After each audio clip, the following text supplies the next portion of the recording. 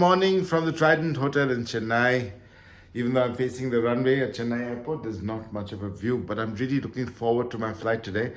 I'm flying on a IndiGo ATR finally from Chennai to Hubli. It's a nearly 2-hour block time scheduled flight. It should take about 90 minutes, but flying an ATR in the monsoons in India is always a interesting experience, to say the least.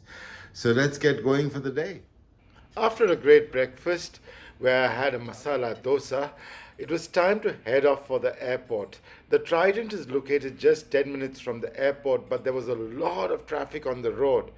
Beyond us on the road, you can see the airport terminal and runway, not really with the huge traffic barriers.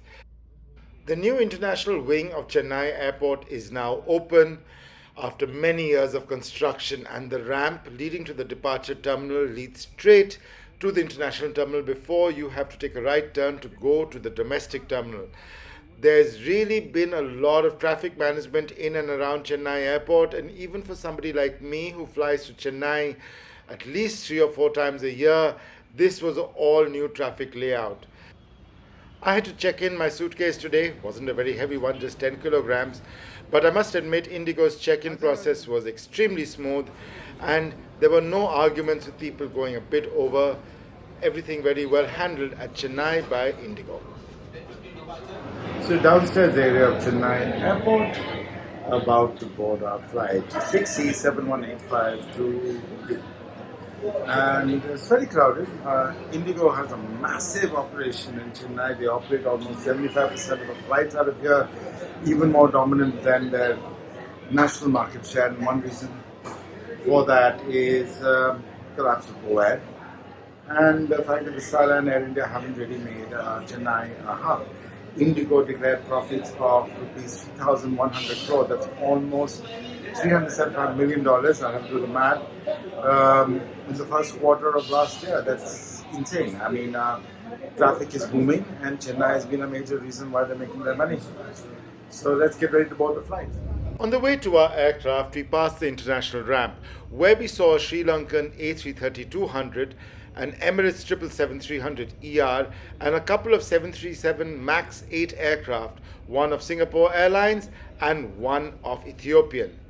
IndiGo uses a very unique ramp to board their aircraft, and the boarding process was fairly smooth.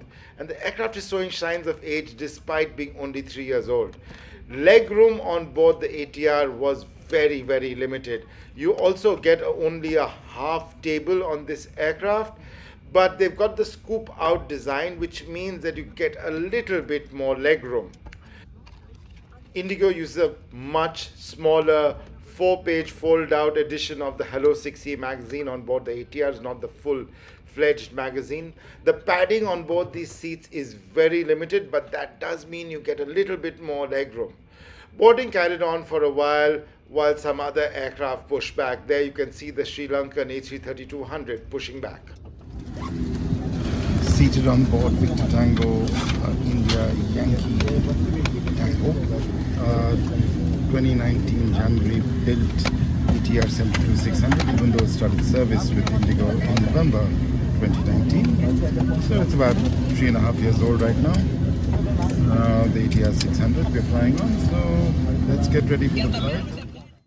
That ringtone you heard at the end of that video was my neighbor receiving a phone call, and he kept on talking very loudly for the next 10 minutes, pretty much all the way until we took off. Now we pushed back, and I got a chance to see this Wizz Air A320. Wizz Air is a new Sri Lankan private airline, and it operates mainly within Sri Lanka and flights to southern Indian cities such as Chennai. We were soon on our way taxiing to runway 25, which was the operational runway at Chennai today. In fact, being an ATR, we did not need the full length of the runway and took off from taxiway Delta, but that is something you'll see later. On the way, we saw several IndiGo and Air India aircraft take off and land. But what I found most interesting was observing several SpiceJet Bombardier Q400s and a couple of 737s parked up at the Chennai remote ramp.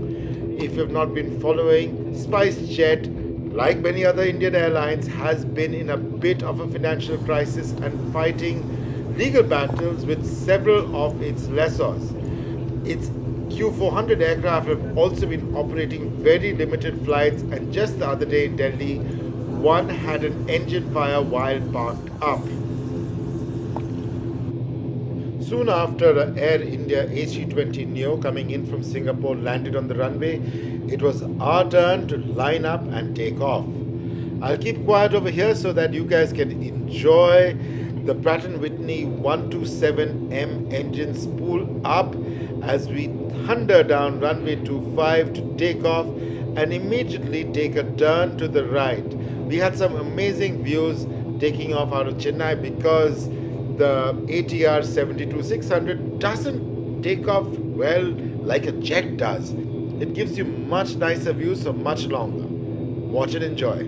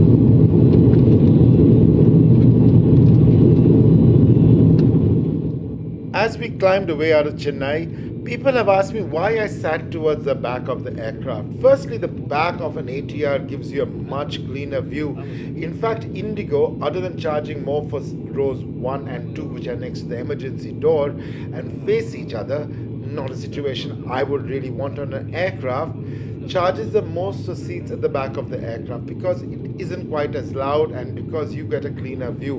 In fact, the last time I flew an ATR, which was in Bangladesh, I sat on the last row of the aircraft. IndiGo does crowd these aircraft with up to 80 seats. But fantastic takeoff, and now we settle down for our 1 hour 40-minute flight to Hubli.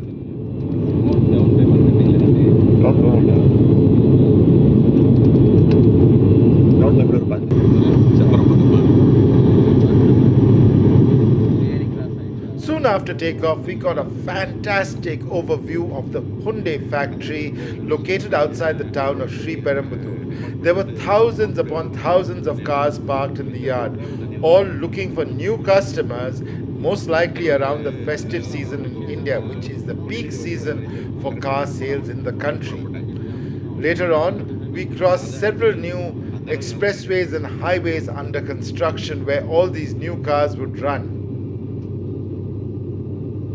My host for the trip had booked a chicken jungli sandwich and a drink. Over here I could only get myself a mixed fruit juice because on the ATR, IndiGo really doesn't have too many drinks on offer. There was only Coke, a couple of juices, but no Coke Zero. Unfortunately, flying during the monsoons, particularly on an ATR which really doesn't climb up beyond 20,000 feet, means you often fly right in the middle of the clouds. This not only makes the views non-existent, it also makes the flight fairly bumpy. However, a shout out to First Officer Maya who was flying this flight. It was a very comfortable flight despite flying right through the clouds. Not so long later, we were making a few turns to line up with the runway at Hubli Airport.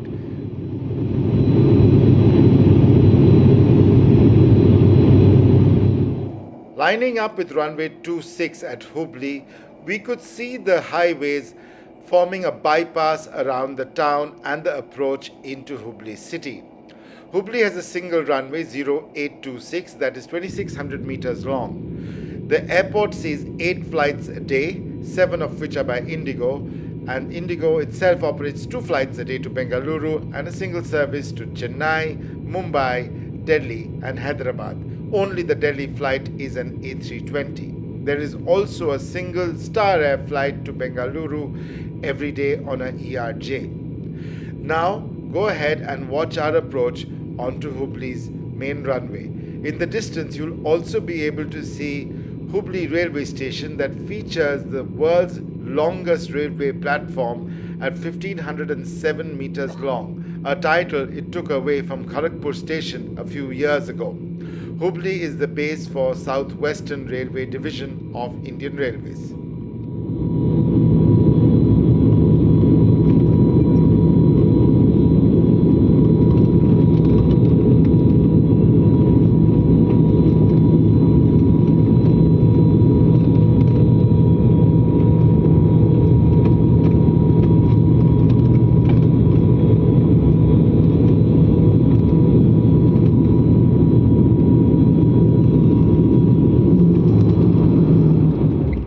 As you just saw, it was quite a bumpy crosswind landing, one main gear touching down a few seconds before the other one. But we were soon taxied to the apron and it was time to get off the plane.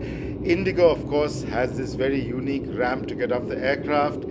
And soon we were in the bus and it was time to say goodbye to VTIYT, my ride from Chennai. A very comfortable ride on the whole. Yes, I wish IndiGo would put some more padding and maybe offer a few more than dry snacks on board the aircraft if you have not pre-booked. But these are my regular complaints. The Hubli airport terminal is small and cute, and before you knew it, we were outside the terminal and ready to leave.